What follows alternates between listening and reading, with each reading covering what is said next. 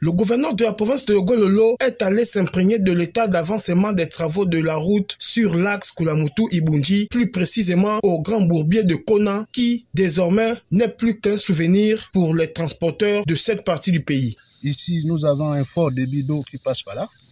C'est ainsi que le sol n'est pas cohérent. À certains endroits, les couches s'effondrent. Il y a glissement de certaines couches. La grande satisfaction envers le président de la République, chef de l'État, qui a instruit le gouvernement, et le gouvernement nous a recommandé de suivre localement ces travaux qui se déroulent normalement. Désormais, la nouvelle voie, elle est fluide. Dans un premier temps, il fallait traiter tous les points faibles. Et ça, on a parcouru tout à l'heure, on a vu que la plupart des points ont été traités.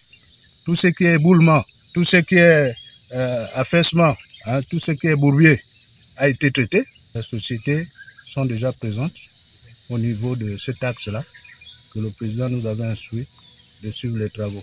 Les travaux se poursuivent normalement.